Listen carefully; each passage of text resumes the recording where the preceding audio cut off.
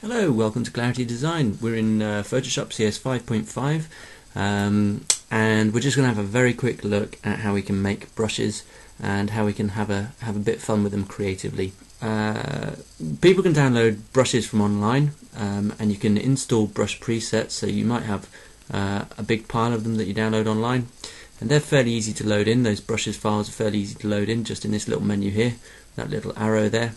And you can load the brushes in, or you can reset your brushes. So that's your little menu to play around with brushes. The default brushes here are all set up for you, but obviously you can pick out some or make new ones if you wish. So let's have a look at how we can do that. So the first thing I'll pick up is just a solid black dot here. I'm on a new layer, so I've got just this layer 2 set up. I've got some other layers for later on in the tutorial here.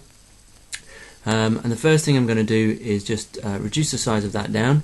I'm going to zoom in with Control plus, so I'm going to get a bit closer to my scene, and let's just reduce the size of that down again, and I'm just going to switch it to black so that we can, there we go, Control Z, just pick up a few dots down here, and this is going to be my brush. Now the next thing I need to do is select that area.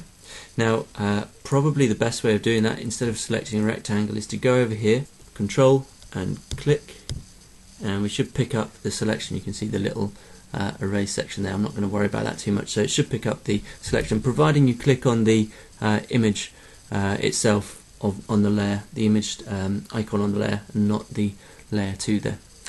Yeah, so I've got my selection there. What I'm going to do is go to Edit, and inside Edit you can see Define Brush Preset is allowed, so I'm going to click on that, and I can rename this if I wish. So it says Sample Brush 1. I'm not going to rename it at the moment, just leave that, click OK, and then I'm going to press Control D to get rid of my selection. I'm going to switch off this layer, so I've got my brush layer separately. I'm going to make a new layer down at the bottom there, so I'm on layer 3, and I'm going to zoom out a bit, so Control minus, so that I can see a bit more of the screen, and let's go and find that brush and see what this looks like. So right down at the bottom of the list you should find the new brush. You see the size of it here, and there's my new brush ready to use. Now at the moment I'm not getting anything particularly nice from it. Let's see what would happen if I go into some of the brush options here. Now in the brush options you have loads and loads of exploring you can do.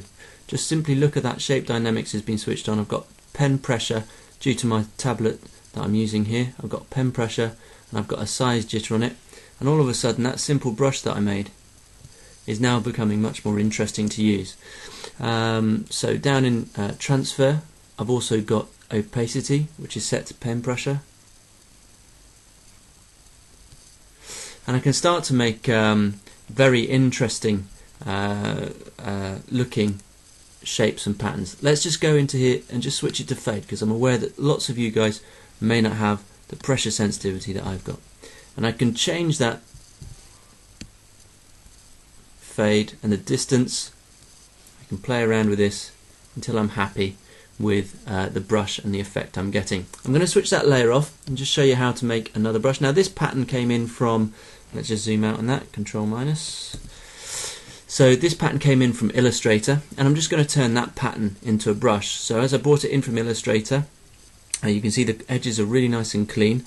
And I'm going to use that whole Control and click on the thumbnail again to get the selection.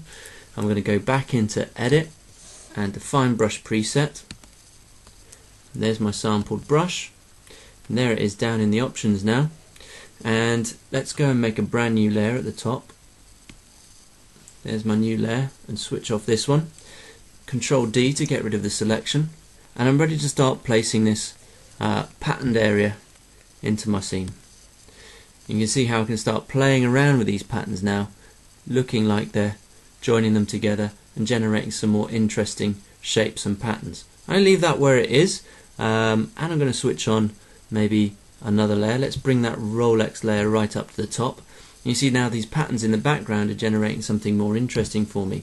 Let's make a new layer, because I quite like the one I've got there, and this time I could go into my dynamics, and I could change the size jitter, or I could change how it's scattering through, or I could change the opacity of the brush, just simply changing the opacity. So I'm going to change that right the way down up here, so the next time I print on, it's going to be like an echo of the original. And as I press harder, my size jittering is doing its job, generating a really nice clean looking pattern to go with this. I'm just going to minimize that brush panel now, so that we've got this pattern starting to be built around and in the image. Just got one last thing I can switch on.